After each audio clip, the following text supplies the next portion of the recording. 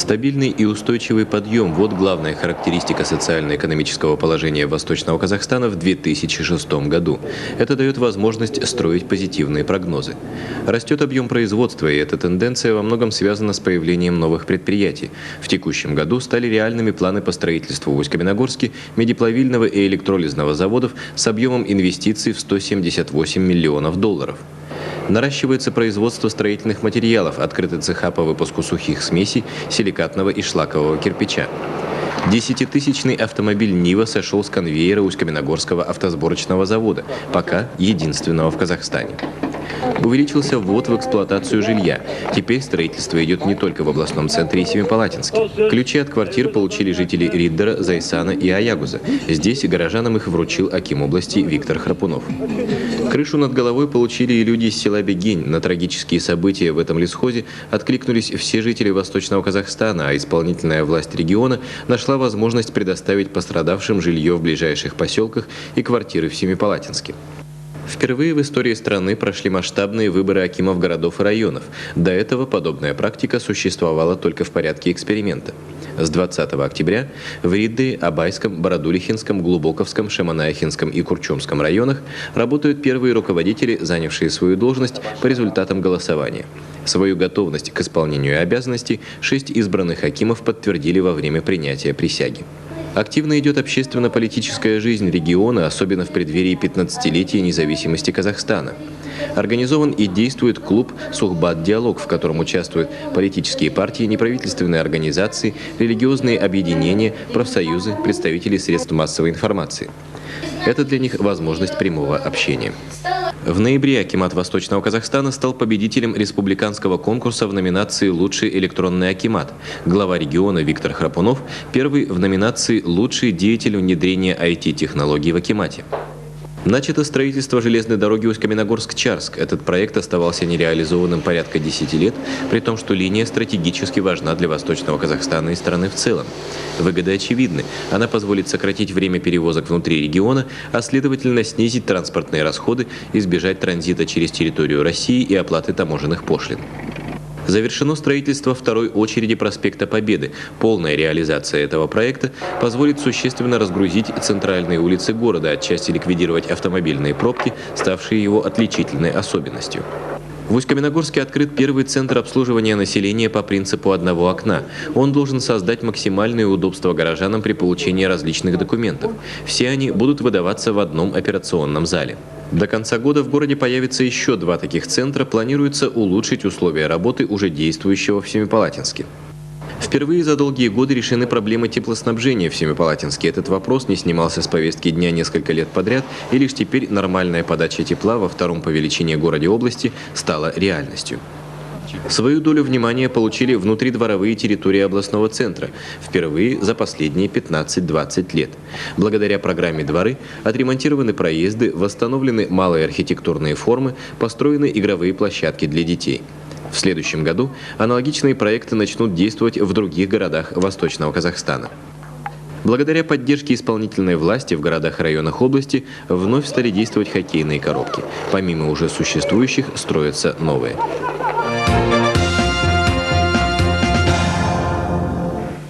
Добрый вечер, уважаемые восточные казахстанцы. Завершается 2006 год. Что он нам принес?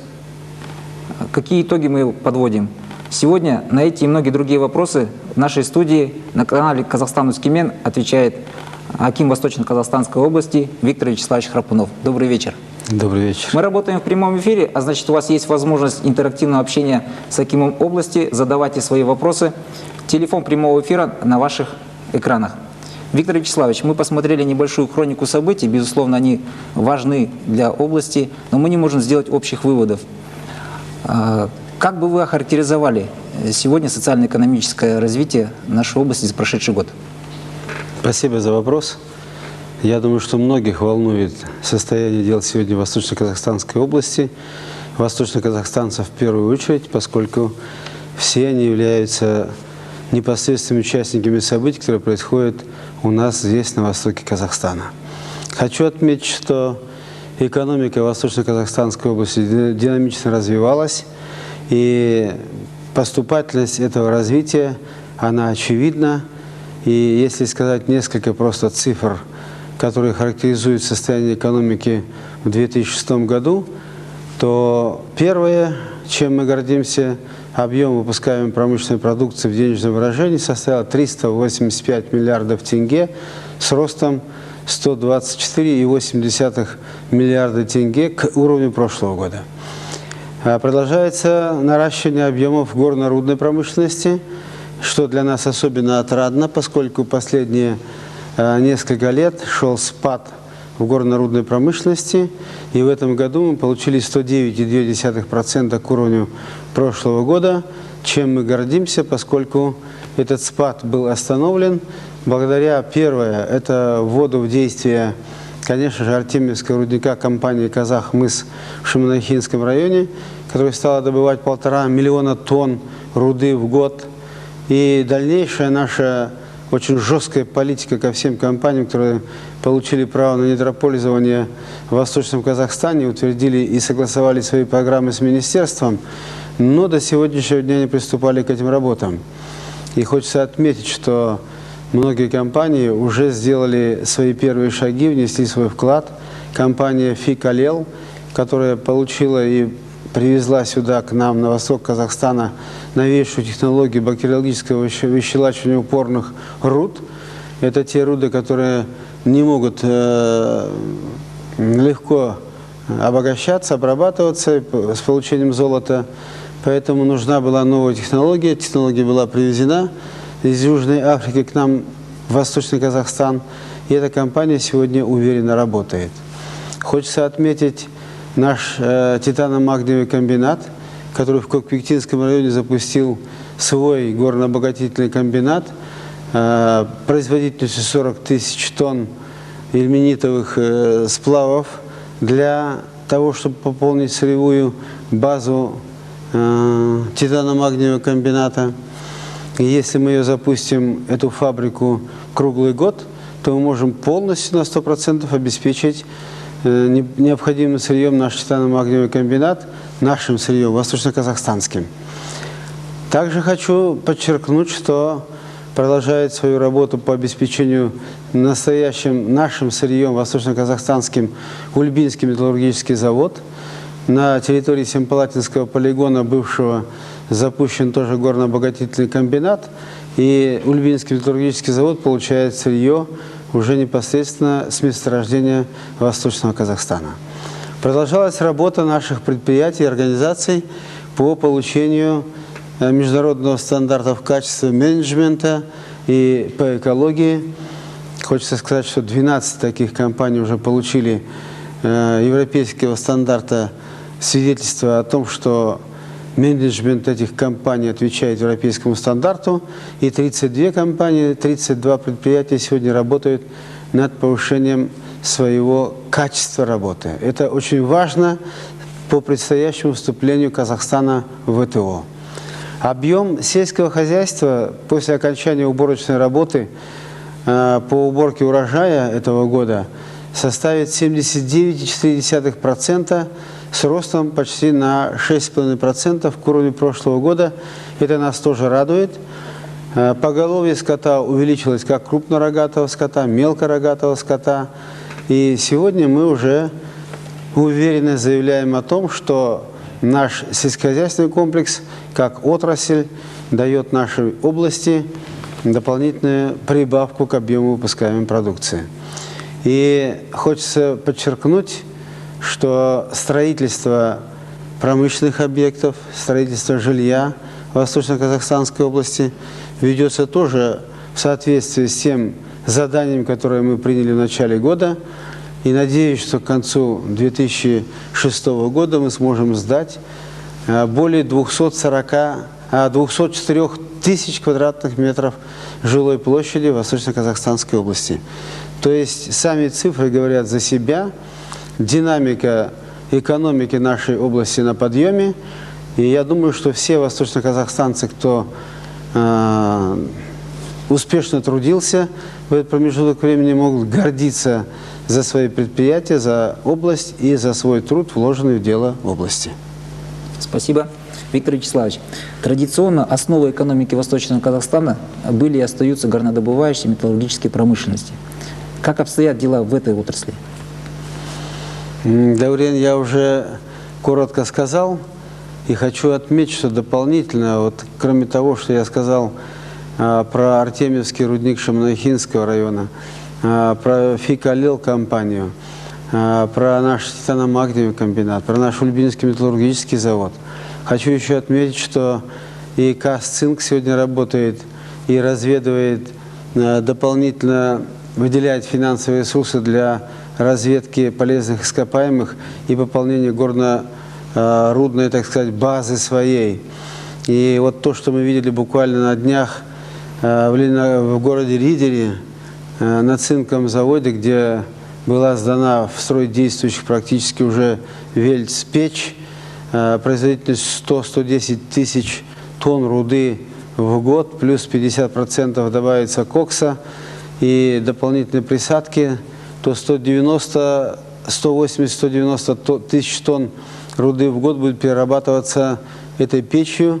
И я думаю, что цинковый завод города Ридера тоже внесет свою лепту, компания Казцинк, в улучшение положения дел в целом. И нельзя не отметить, что уже мы начали работу. Если в прошлом году мы подписали только протокол намерений с компанией «Казахмыс» во строительстве Тагайского горно-обогатительного комбината, то в этом году компания, и мы уже приступили к строительству горно-обогатительного комбината стоимостью почти $700 миллионов и производительностью более 50 миллионов тонн руды в год. Я думаю, это будет тот горно-обогатительный комбинат, который даст Восточному Казахстану новое, так сказать, звучание, новое отношение к нашему региону со стороны всех компаний, которые будут стремлять свои финансовые интересы на восток Казахстана. Поэтому горно-рудная промышленность, подчеркну, в этом году как никогда сработала лучше всех отраслей промышленности в Восточно-Казахстанской области. Более 109% в кроне прошлого года имеется рост по горно-рудной промышленности. Даже машиностроение, которое нас последние 5 лет вытягивало, так сказать, на хорошие показатели, сегодня смогли дать 102,7% к уровню прошлого года. Поэтому горно-рудная промышленность, я уверен, и в дальнейшем будет устойчиво работать и давать нам дополнительные положительные моменты. Спасибо. Виктор Вячеславович, до прямого эфира поступало очень много звонков. Телезрители задают вопрос по строительству и приобретению жилья. Мы хотели узнать мнение восточноказахстанцев по этому вопросу и подготовили блиц-опрос. Давайте его посмотрим. Спасибо. Я считаю, что для некоторых категорий населения оно вполне доступно. Это у кого есть деньги, у кого есть возможность. А для некоторых нет. Все-таки, если были бы какие-то еще дополнения к нашему населению, какие-то добавки, надбавки, то было бы намного легче. Покупать это очень тяжело, молодым тем более. Вот раньше, знаете, в советское время как хорошо было. По очередь, встал на очередь, отработал, получил квартиру. Милое дело. А сейчас очень тяжело. А молодым особенно. Если считать то, что дают кредиты, конечно, легче, намного легче. Наши вот эти квартиры двухкомнатные в городе стоят самая минимальная сумма, 25-30. Это хрущевки, да, вот. А в новом доме даже, если молодая семья захочет купить хорошую квартиру, это надо иметь зарплату около 100 тысяч. А такую зарплату не везде платят. Есть возможности, но тем не менее надо, чтобы стабильная зарплата была. Я вообще-то, честно говоря, из Германии приехал. А то, что у вас ипотека, какие проценты в банке под такую недвижимость, это очень бешеный. Кто наживается? Наживаются банки. Человек работает, вот он действительно берет кредит в банке. Но это практически же не его квартира, банка. Но почему такой кредит большой? Сейчас, конечно, немножко не потеряли уже свой профессиональный опыт. Становится постепенно. Начали строить, это уже хорошо.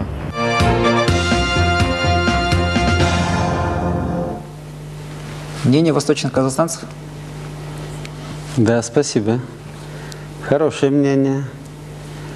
Я хочу отметить, что вот этот метод и государственная программа строительства жилья, которая разработана только у нас в Казахстане, и сейчас Российская Федерация начинает внедрять на строительство жилья с применением ипотеки и получения кредита от банков второго уровня, это большое подспорье для всех наших семей, необходимо прямо сказать об этом. И сегодня просто отбоя нет у нас в Восточно-Казахстанской области от желающих участвовать в строительстве жилья, применяя метод ипотеки, получая кредитные ресурсы от банков второго уровня. И хочется сказать, что правительство сегодня по поручению главы государства выделяет нам из бюджета беспроцентные кредиты для строительства жилья. Ведь мы же строим сегодня жилье за счет тех кредитов, которые нам дало правительство. И после окончания строительства и продажи этих жилых домов жителям, которые по ипотеке получают ипотечные кредиты от банков второго уровня и возвращают нам деньги за эти квартиры, после этого только мы возвращаем правительству деньги, которые они нам давали на строительство. То есть как минимум год мы не платим никакие проценты, называется у финансистов льготный период, так называемый, и этот льготный период взвалило на себя правительство за счет бюджета республики. И вот наш представитель, который в блиц-опросе выступил и сказал, что я приехал из Германии, и откуда такие проценты, ну, процентная ставка сегодня для использования кредита ипотечного, она твердо установлена до конца выплаты последнего транша по кредиту, составляет 10%. С чего складывается эта процентная ставка? Ну, давайте посмотрим, где мы сегодня находимся в экономическом развитии нашего государства. Инфляционные процессы по итогам работы за год будут составлять в пределах 8,5% к уровню прошлого года. Поэтому ни один банк второго уровня кредитные ресурсы ниже ставки рефинансирования, определенной Национальным банком, никогда не поставит. Это будет в убыток себе работать. И плюс еще затраты банка. Маржа банка, как правило, составляет 3-3,5%. Если 8,5% добавить еще 3,5%, получается 12% годовых мы должны платить за кредит, который мы будем пользоваться, взяв кредит в банке. Вместе с тем правительство установило жесткую ставку 10%. Если бы мы были в том же экономическом состоянии, как сегодня Германия находится, европейские деньги сегодня стоят гораздо дешевле. Либор плюс 1,5%, а либор на сегодня определен 2,5-3% годовых, от 4,5% годовых в Германии могут получить кредит под такой процент. Поэтому до тех пор, пока наше государство не будет иметь, будем говорить, и заработную плату, и все, что связано с доходами нашего населения на уровне мировых стандартов, наши инфляционные процессы будут вот примерно в таком уровне колебаться. Хотя сегодня глава государства требует от нас максимально возможно, чтобы мы эти инфляционные процессы сдерживали. Но, к сожалению, не все получается, поскольку многие факторы зависят не от нас.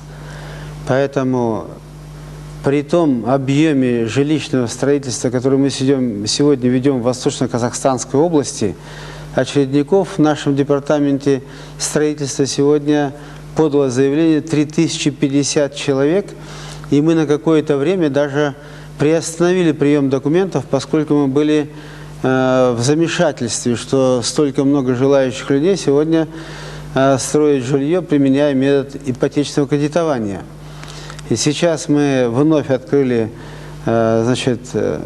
прием заявлений, документов на ипотеку. И думаю, что будем дальше развивать сам процесс ипотечного строительства, кредитования строительства. Вот 3050 человек подали у нас заявление, сдали документы, а мы в этом году смогли построить пока на сегодняшний день 767 квартир по Восточному Казахстану. И из них 198 квартир мы построили в городе Семипалатинске. И правильно было отмечено, что впервые мы построили жилье и в других регионах области. Вот Кокпектинский район, 36-квартирный жилой дом мы сдали, 12-квартирный жилой дом мы сдали в Аягузе, 3 двухквартирных жилых дома мы построили в Абайском районе, в Бородулихинском районе. И, конечно же, вот купили ни много ни мало, 86 семей мы разместили наших бегенцев, тоже купили квартиры. И те темпы, которые сегодня мы взяли по строительству жилья, и думаю, что государственная программа, которая должна завершиться выполнением в 2007 году, она будет успешно выполнена, я в этом уверен. Но я твердо убежден в том, что жители, почувствовав вот этот момент строительства жилья за счет ипотечного кредитования, конечно же, будут брать ипотечный кредит сами в банке, доказывать свою платежеспособность и получать кредитные ресурсы для строительства жилья. Но если вдуматься, положим, двухкомнатная квартира площадью 50 квадратных метров общей площадью, и умножаем на $450 то, что сегодня уже определено государственной программой, 50 квадратных метров умножить на $450, получается 20 с чем-то тысяч долларов в пересчете в эквиваленте по курсу к тенге, то с расчетом на 20 лет, я думаю, что это не так и накладно, поскольку на вторичном рынке жилья сегодня жилье такого класса стоит гораздо выше. И то, что государство продумало такую схему, это только во благо казахстанцев, в том числе и восточноказахстанцев. Виктор Вячеславович, у нас есть звонок в студию. Добрый вечер, мы вас слушаем. Добрый вечер, Виктор Вячеславович. Я предприниматель из города Ридера, Сельмурзаева Зара. Недавно слышала по телевизору о создании социальных предпринимательских корпораций. В чем суть создания их и что это нам даст? Спасибо за вопрос. Действительно, обращение народа Казахстана. Нурсултан Абидович Назарбаев обратил внимание о том, чтобы наш бизнес перешел несколько в другое русло, чтобы мы отработали с субъектами бизнеса социальное партнерство. И вот об этом было впервые сказано в послании главы государства народу Казахстана, о том, чтобы рассмотреть вопрос и начать работу по созданию социально-предпринимательских корпораций. И на сегодня правительством принято постановление о создании таких СПК.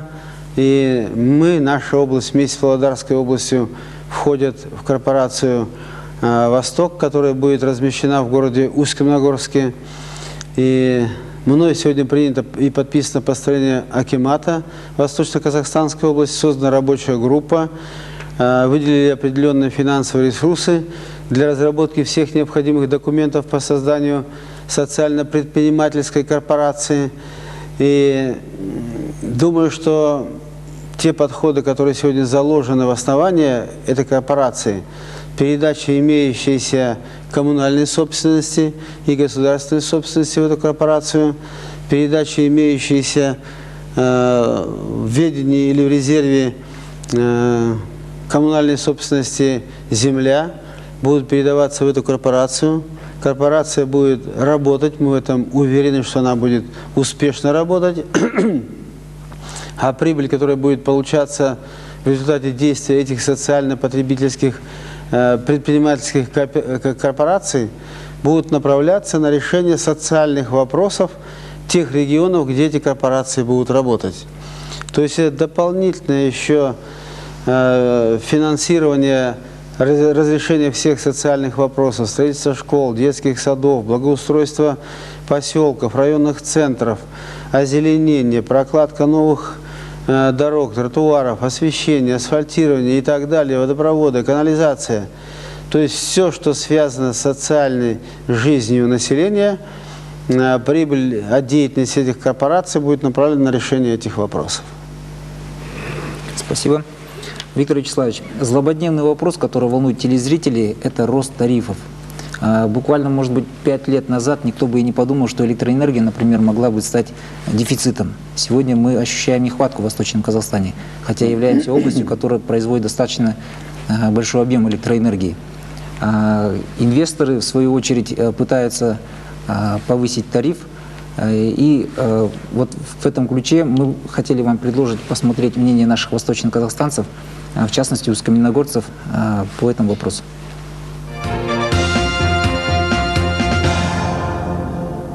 То, что растут цены, это очень плохо. Заработок, пенсии растет мало, а не намного, а растут цены везде очень солидно. Милые мои, такая пенсия, вообще не знаю. То на лекарства, то туда, то сюда.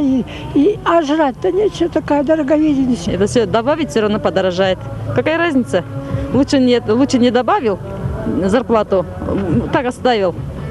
Зачем это? Электричество опять дороже будет. Непонятно вообще за счет чего и почему повышаются тарифы на электроэнергию, скажем, вообще непонятно. То есть за счет еще одних посредников над посредниками и их, так сказать, вот эта система, она, конечно, пагубная и не дает возможности тарифы или удерживать хотя бы, или не повышать.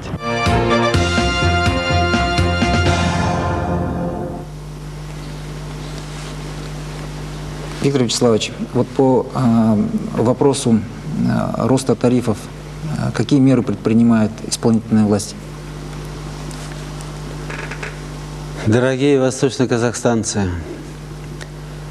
я просто сейчас вспомнил несколько цифр, которые характеризовали жизнедеятельность Казахстана конец 80-х годов, начало 90-х годов.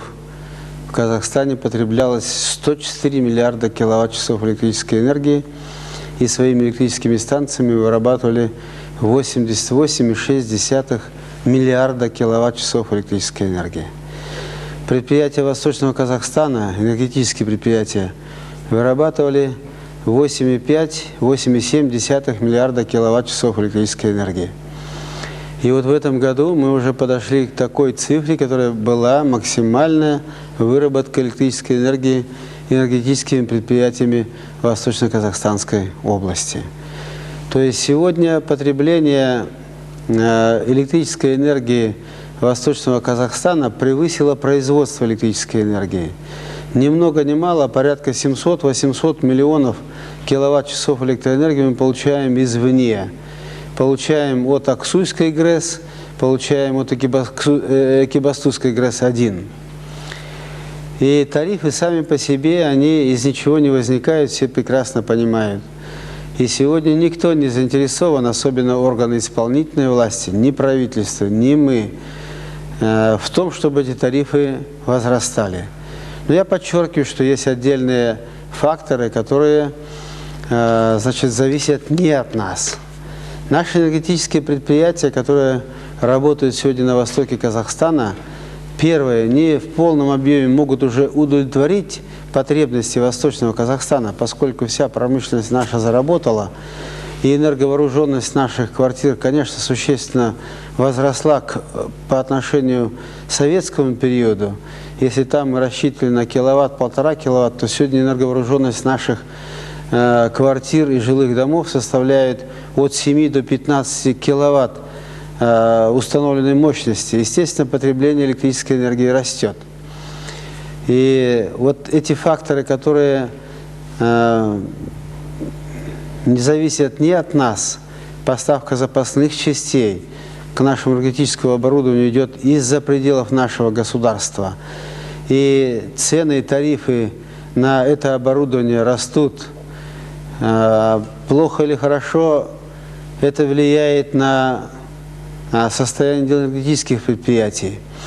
И наш департамент по регулированию деятельности естественных монополий при получении заявки от естественных монополистов очень скрупулезно проверяет все эти расчеты. Какие-то затраты выбрасываются из расчета тарифа, какие-то затраты остаются. И от этого нам никуда не уйти. и все естественные монополисты находятся под жестким контролем Департамента по регулированию деятельности естественных монополистов. И почему происходят эти процессы? Просто тариф с наших тепловых сетей, который был утвержден в 2004 году на период 4, 5, 6 годов, он закончился, и сейчас необходимо утвердить новые тарифы. И тепловые сети города Усть-Каменогорска вышли с предложением установить среднесрочный тариф на следующий период, 2007, 2008, 2009 годы. И, естественно, Департамент по регулированию естественных монополистов деятельности проверил все эти расчеты и вынужден был констатировать тот факт и подтвердить, что расчеты составлены верно, и наши тепловые сети получили прибавку к тарифу по источнику Усть-Каменогорская ТЭЦ 8%, и по самим сетям тепловым 12%. И в общей сложности рост произошел по населению тепловой энергии в пределах 20%. Это просто обязательная мера, которая должна была произойти у нас в Восточном Казахстане. А что касается деятельности наших монополистов в вопросе обеспечения электрической энергии, то вы знаете, что сегодня, в соответствии с законом об электроэнергетике и о деятельности естественных монополистов Республики Казахстан, электрическая энергия находится сегодня в рынке, так сказать, в конкурентной среде. И каждая станция, с учетом тех затрат, которые они сегодня тратят на выработку электрической энергии, участвуя на торгах или на тендере, который проводится у нас в Восточно-Казахстанской области, или на торгах на бирже в Республике Казахстан, предъявляют свою электрическую энергию по своим ценам. Наши компании, которые покупают эту электрическую энергию, это Шигиз-Энерготрейд, главный поставщик электрической энергии в Восточный Казахстан и являющийся гарантом поставки электроэнергии на восток, они покупают эту энергию, стараются сбить цены и тарифы на эту электрическую энергию. Но то, что выбрасывается сегодня на рынок, оно покупается и транспортируется к нам на восток, в нашу энергетическую систему. Поэтому тарифы – это, наверное, не чья-то прихоть их повышать, а это закономерность, поскольку все затраты, которые сегодня расходуются энергоснабжающими предприятиями, они увеличиваются в связи с ростом цены на уголь, на запасные части, на оборудование, на химреагенты, которые необходимы для водоподготовки на источниках. Повышается, конечно, и заработная плата. И если мы это все будем держать на каком-то определенном уровне, и все другие составляющие уйдут вперед, то в дальнейшем нам придется очень резко и очень чувствительно повышать тариф, чтобы не развалить энергетические предприятия. Вот таков мой ответ. Спасибо. У нас есть звонок телезрителя. Алло, мы вас слушаем. Здравствуйте, Виктор Вячеславович. Я Барыкин Александр, житель города Усть-Каменогорска. Слышал, что в городе Усть-Каменогорске планируется строительство атомной станции. Насколько это оправдано? Спасибо. Спасибо вам за вопрос. Строительство атомной электрической станции в городе Усть-Каменогорске пока нами не планировалось и не планируется. Но вместе с тем правительство Республики Казахстан приняло постановление о развитии атомной энергетики. И было бы совсем неправильно, если бы не воспользовались тем потенциалом ученых-ядерщиков, которые сегодня работают на Семипалатинском ядерном полигоне. И у нас есть там испытательные реакторы, которые сегодня работают, на них проводятся эксперименты. И вот все это вместе позволило нам сказать, что малые города, такие как город Курчатов, как город Ридер, как город Зыряновск, как город Шар и другие города могли бы смело обеспечиваться электрической и тепловой энергией с использованием энергии атома. И сейчас с Российской Федерацией проводятся конкретные переговоры и что нам очень приятно было видеть, когда мы посещали Семипалатинский ядерный полигон и видели макет этого реактора, который мощность составляет до 100 мегаватт мощности. И отрадно то, что такого сегодня реактора еще в производстве нет.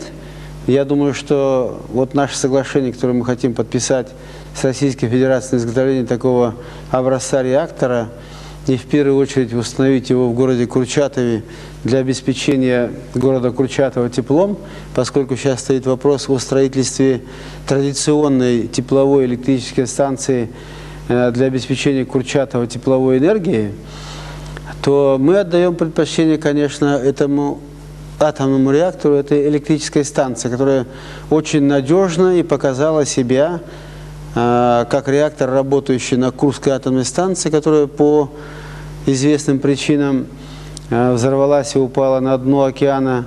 Реактор по защите отключился, и когда его подняли наверх, провели регламентные работы, запустили, и он стал нормально устойчиво работать. То есть это лишний раз показывает надежность этой технологии, надежность этого оборудования. Взрыв этой торпеды, который произошел на Курской подводной атомной лодке, он создал не то что землетрясение силой 12 баллов по магнитуде, а это просто произошел взрыв, и этот реактор совершенно не повредился. Мы можем с уверенностью сказать, что данный реактор – это будущее для небольших малых городов по обеспечению теплом, электрической энергией наших малых городов. Для Усть-Каменогорска, уважаемый господин Барыкин, мы пока не планировали установку такого реактора. Виктор Вячеславович, правительством страны принято решение о выплате экологических компенсаций с 2007 года. Эта работа у нас в области начата. Каковы сроки реализации? Да, работа начата, и стоит задача обеспечить выплату в 2006 году двух зон. Это зона радиационного риска чрезвычайного и максимального радиационного риска. Значит, люди, проживающие в двух этих зонах, они в этом году получат эти, как мы их называем, полигонные экологические выплаты. А в 2007 году, я думаю, что наши люди, проживающие в зонах радиационного риска, получат экологические выплаты в 2007 году. Вот последний приезд наших депутатов в Восточно-Казахстанскую область, и в частности господина Доскалова, мы на эту тему с ним очень долго говорили, и я лишний раз убедился, что деньги сегодня министерству выданы, деньги есть, наш департамент соцзащиты этим вопросом занимается, и те финансовые ресурсы, которые предназначены для выплаты, в 2006 году будут выплачены, и 2007 год тоже постановление правительства будет выполнено. У нас есть звонок телезрителя. Давайте послушаем. Вы в эфире, мы вас слушаем. Здравствуйте, Виктор Вячеславович. Меня зовут Асуханов Куанышбек. И у меня такой вопрос. Часто захожу на сайт Акима области и, честно признаться, много интересного узнал о работе власти. И, конечно, я слышал, что будет создаваться электронное правительство. Вот в этом вопросе, что вы можете сказать, что даст введение электронного акимата жителям нашей области, города Семипалатинска? Спасибо. Спасибо. Глава государства требует сегодня от всех органов власти, как законодательных, исполнительных, представительных органов власти, уверенно внедрять электронное правительство. И отрадно было, по итогам работы в 2006 году, аппарат Акима Восточно-Казахстанской области был признан лучшим аппаратом, который внедряет эти технологии. И мне приятно за то, что наш аппарат является самым продвинутым сегодня в Казахстане. И вы правильно подметили, мы сегодня открыли свой сайт. Эти сайты есть и у других наших структурных подразделений, в акиматах районов, городов и департаментов. И наша главная задача на этом этапе – оказать максимум государственных услуг с помощью применения электронного правительства Но и я думаю, что почувствовав, что люди могут смело зайти на сайт акимата области, акимата города, акиматов районов, департаментов, любых, получить там любую исчерпывающую информацию на запрос, который они по электронной почте пошлют, конечно же, будет повышаться уровень образованности нашего населения, которые могут пользоваться компьютером, через интернет войти на сайт тот или иной и получить исчерпывающую информацию.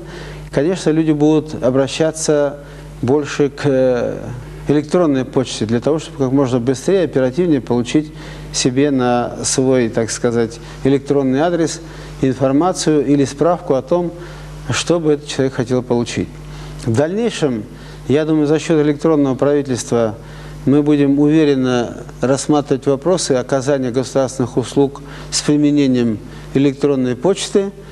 Есть опасения, что могут входить в наши сайты и оказывать какие-то там свои дела, но я уверен в том, что наши разработчики программы смогут защитить нашу программу по созданию электронного правительства, и многие-многие государственные услуги в следующем наши будут получать, жители Восточного Казахстана будут получать по электронной почте, и это будут легитимные документы, которые будут действовать на территории Казахстана и будут обеспечиваться с помощью электронного правительства. И это не за горами. Я уверен, что мы этого добьемся в ближайший год, максимум 2, максимум 3 года. И я думаю, что все наши восточноказахстанцы будут уже уверенно пользоваться этой формой оказания государственных услуг. До нас дозвонился телезритель. Слушаем вас. Здравствуйте, Виктор Вячеславович. Я Смелей Дмитрий, автолюбитель из города Усть-Каменогорск. Очень часто, особенно в последние месяцы, автомобильные пробки стали большой проблемой для нашего города. Сейчас расширяют проспект Победы. Это хорошо, но просто проспект Победы один не решит всей проблемы. Что еще будет делаться для того, чтобы разгрузить наши дороги? Большое спасибо. До свидания. Спасибо за вопрос. Как я услышал, что вы автолюбитель, я думал, сейчас будете задать вопрос по праворульным машинам, мое отношение. Но спасибо, вы задали другой вопрос. Да, действительно, в городе Усть-Каменогорске сегодня появилось много автомобильного транспорта. Магистрали, которые рассчитывались по городу, они предусматривали объем транспорта на уровне 65-69 годов прошлого столетия, максимум 70-й год. И генеральный план города Усть-Каменогорска был утвержден последний в 1969 году. Мы столкнулись с проблемой возросшего количества транспорта, который заходит в город Усть-Каменогорск, и как транзит проходит через наш город. В настоящее время, с прошлого года уже мы заключили договор с Алма-Атинским институтом по разработке нового генерального плана города Усть-Каменогорска.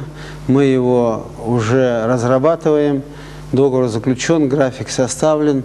И я надеюсь, что до середины следующего года наш генеральный план развития города Усть-Каменогорска будет утвержден правительством, поскольку областные центры, генеральный план областных центров утверждается правительством. Там предусматривается два кольца объездной дороги, строительство новых мостов, мост в районе Крылова-Солнечная, я думаю, через Ульбу построим. Затем в перспективе у нас строительство еще одного моста через Иртыш, даже 2 мостов. Строительство одного моста на улице Ауэзова с выходом на трассу Миновной, Алма-Атинская трасса. И второе кольцо выходит в сторону аэропорта. Не доезжая аэропорта, мы там тоже планируем в перспективе построить еще одно кольцо объездное вокруг города Усть-Каменогорска, начало которого будет уходить от дороги на Блакетку в районе железнодорожного моста. Железнодорожный мост будет подвержен реконструкции, и в период проведения реконструкции мы хотим организовать по этому железнодорожному мосту и в 2 направлениях движение автомобильного транспорта. И после создания этих объездных дорог, я думаю, весь транзитный транспорт, который сегодня заходит в город Усть-Каменогорск, мы уберем за пределы нашего города. В перспективе намечено, строительство проспекта Победы вы отметили. Я думаю, что он существенно разгрузит нам центральную часть города, выйдя от предмостовой площади, от Ульбинского моста и улицы Орджоникидзе, улицы Ауэзова, и уходим на предмостовую площадь уже моста через реку Иртыш. В дальнейшем мы хотим существенно расширить нашу улицу, идущую из аэропорта в город. В этом 2007 году, я надеюсь, мы начнем уже строительство, расширение этой дороги. Далее мы хотим несколько северо-западнее уйти от микрорайона Прохладный и проспект Ленина, где соединяется с улицей Бажова, исключить вот этот узкий, так сказать, перешеек, узкое место в нашей транспортной магистрали, и транспортную магистраль увести северо-западнее, значит, микрорайона Прохладный и выйти в район проспекта Ленина сюда, к машиностроительному заводу. Ну и далее в программе строительства и ремонт наших магистральных дорог, сетей, строительство дополнительных мостов. В плане есть, значит, строительство моста для трамвайного пути в районе Дворца спорта города Усть-Каменогорска, и с нашего главного моста, который обеспечивает связь левобережной и правобережной части реки Ульбы, убрать трамвай и этим самым увеличить пропускную способность автомобильного транспорта. В программе у нас строительство транспортных развязок. Я думаю, первая транспортная развязка будет строиться на пересечении улиц проспект Текстильщиков, проспект так называемый Коммунистический, значит, Самарская трасса и Алматинская трасса, которая уходит на Миновное, и дорога, идущая на мост через реку Иртыш. Я думаю, в 2007 году мы ее запроектируем, и, даст Бог, в 2008 году эту транспортную развязку уже начнем строить. И в целом в генплане сегодня предусмотрено строительство 14 транспортных развязок, причем очень мощных, в 2-3 уровнях. Даст Бог, отстали мы, конечно, от того, изо дня в день увеличившегося транспортного потока в Восточно-Казахстанской области, лично в городе Усть-Каменогорске в частности. Но если чем раньше начнем, тем быстрее эти процессы будут разрешаться. Я думаю, что в целом программу эту мы выполним и потоки эти все разведем, разгрузим. Спасибо. У нас есть звонок телезрителя. Добрый вечер, Виктор Вячеславович. Я житель Усть-Каменогорска, Жакиянова Минке Бану. Пенсионерка, инвалид 2 группы. Содержу внучку 9 лет Карибаева Руфину. Девочка является одаренной, занимается музыкой, играет на пианино, играет на домбре и поет. Является призером многих конкурсов города и области. Часто она поет на концертах, посвященных праздникам Казахстана. У меня к вам просьба. Посодействуйте, помогите спеть Руфине на президентской елке и елке Акима области. Спасибо. Это возможно? Спасибо. Я думаю, что, коль вы просите меня, уважаемая бабушка, Аже, то сейчас сжег, я сделаю все, чтобы ваша внучка показала свое мастерство на президентской елке, на елке Акима. Вас просто хочу поблагодарить за то, что вы являетесь неравнодушным на сегодня к творчеству своей внучки. И вообще хочется отметить, что в Восточном Казахстане родители, бабушки, дедушки очень трепетно относятся к своим детишкам. И вот это чуткое, внимательное, я бы сказал, глубоко волнующее сердца и душу каждого отношение взрослых к своим детям, какие пошиваются костюмы, какие представления, какая красота. Я хочу просто всем сказать огромное спасибо за это, поблагодарить вас.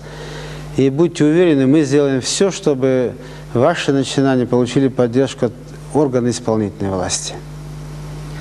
Виктор Вячеславович, до начала прямого эфира нам поступало очень много вопросов. Мы знаем, что каждый вопрос найдет свой ответ. И в подтверждение этого мы предлагаем посмотреть видеосюжет, подготовленный нашими корреспондентами.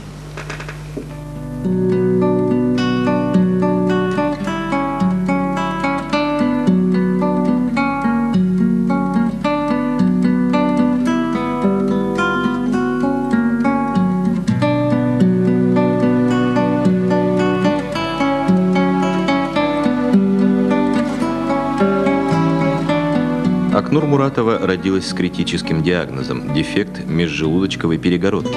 Это очень тяжелый порок сердца. Как по-простому объясняет ее мама, Жанар Муратовна, дырочка в сердце. Девочка с рождения плохо прибавляла в весе. Поздно начала ходить, разговаривать, буквально таяла на глазах. Амина Хисметовна, участковый врач, надеялась, что с возрастом дефект исчезнет, такие случаи есть. Но через полгода новая диагностика в Алматы. Обнаружили еще 3 дефекта. Надо было срочно делать операцию. Новосибирские кардиологи предложили свои услуги. Они такие операции делают давно. Стоимость около $6000. У нас не было средств. Я слышала, что приедет к нам Семипалатинск Храпунов Виктор Вячеславович. У меня был только этот шанс добиться квоты. Был такой передача «Телемост», прямой эфир. Я ему позвонила. 5 апреля 2006 года не за границей, а в Национальном центре хирургии имени Сызганова 2-летнему ребенку была выполнена радикальная коррекция сердца при наличии сразу нескольких пороков в условиях искусственного кровообращения. Первая такая операция в Казахстане – очень тяжелая, так называемая операция отчаяния. Когда делать опасно и не делать нельзя. К нашей радости, значит, эта операция завершилась успешно. Ребенок остался жив. По истечении, значит, 7 месяцев после проведения данной операции состояние ребенка сейчас стабильное. Ребенок развивается, значит, активный, значит, и не отстает ни в психическом, ни в физическом развитии от своих сверстников. Виктор Вячеславович, спасибо вам за то, что вы нам дали квоту, дали возможность лечиться, делать операцию. Дай Бог вам здоровья, чтобы у вас дети тоже были, и внуки тоже были живы и здоровы. Я еще своим врачам, всем, которые нам помогали, участковому нашему врачу Амине Мухаммедуллаевне и нашему кардиологу Кудряшевой. Тоже я хочу ей сказать всем спасибо, что они мне помогли, поддержали трудную минуту. Сегодня, наконец, Акнур улыбается миру, еще не осознавая, какое чудо произошло. Просто ей хорошо и радостно жить. А для тех, кто боролся за ее жизнь, ее улыбка и есть самая большая награда.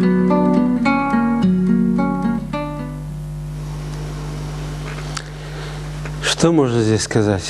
Мы обязаны создать и сделать все максимально возможное. И я надеюсь, что в недалеком будущем у нас в Усть-Каменогорске будет свой кардиологический центр. Я надеюсь, что мы его в этом году откроем. Деньги мы выделили. Сейчас ведется работа по оснащению. Надеюсь, что в дальнейшем мы будем оказывать такую помощь здесь, у себя, в Восточном Казахстане. К нам дозвонился телезритель. Слушаем вас. Здравствуйте, Виктор Вячеславович. Я звоню к вам из поселка Молодежный Уланского района. Меня зовут Усимбаева Назгуля Мирхановна. У меня к вам вопрос такой. Какую роль занимает спорт в вашей жизни и в жизни вашей семьи? Занимаетесь ли вы какими-либо видами спорта? Спасибо. До свидания. Спасибо. Да, спорт – это жизнь. А жизнь – это спорт. Без этого невозможно прожить ни дня. Это обязательное условие. Да, я занимаюсь спортом. Спасибо моему тренеру Литвинову Николаю Юрьевичу, который до сих пор тренирует. Он привил мне в далекие 60-е годы в Усть-Каменогорске любовь к спорту. Вид спорта был бокс, вы знаете. И в дальнейшем это помогло мне по жизни и в жизни. И сейчас я занимаюсь спортом, волейбол играю, горные лыжи, беговые лыжи, в теннис играю. Супруга моя играет в большой теннис. катается на горных лыжах. Старший сын Ильяс, серебряный призер молодежного чемпионата мира по карате. Младший сын сегодня тоже занимается боксом, горными лыжами, пытается заниматься хоккеем, занимается плаванием. Как видите, семья спортивная, как мы раньше говорили, папа, мама, я, спортивная семья. Спасибо, Виктор Вячеславович. Накануне большого общенационального праздника 15-летия независимости Республики Казахстан, накануне 2007 года, ваши пожелания нашим телезрителям?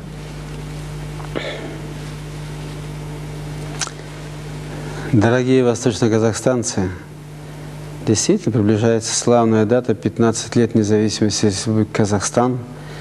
И мне хочется пожелать вам в этот наступающий праздник, конечно же, всего самого доброго, светлого, чистого. Мы не ошиблись в том выборе, который был сделан 15 лет тому назад, и вы все это каждый сегодня на себе чувствуете, и из года в год улучшается положение дел, поднимается экономика, появляется возможность повышать заработную плату, повышать пенсии. Может быть, не так, как хочется всем сразу получить, но всегда не бывает всего сразу. Постепенно, шаг за шагом мы получаем с вами достойную уровня сегодняшней жизни нашу заработную плату и пенсию. И я надеюсь, что так оно и будет. В преддверии Нового года, встретимся мы, не встретимся, вот так в прямом эфире с вами, я хочу все-таки пожелать вам добра, мира, благополучия, сострадания к другим, милосердия, потому что много еще есть людей, которые находятся рядом с нами, которые нуждаются в оказании помощи.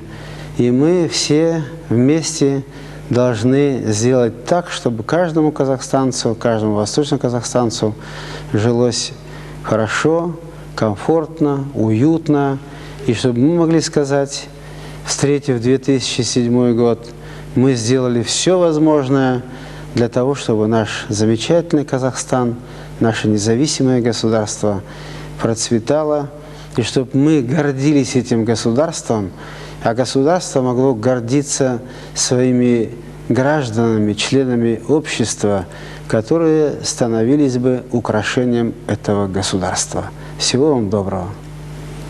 Уважаемые телезрители, время неумолимо бежит, наш эфир подходит к концу. Все вопросы, которые поступили до начала прямого эфира, получат обязательно ответ. За 1 час ответить на все вопросы очень сложно, практически это невозможно. Мы бы хотели в завершении эфира поблагодарить вас, Виктор Вячеславович, за то, что вы посетили наш телеканал, ответили на вопросы наших телезрителей, пожелать вам успехов в работе, в личной жизни. Всего вам доброго, спасибо. До новых встреч!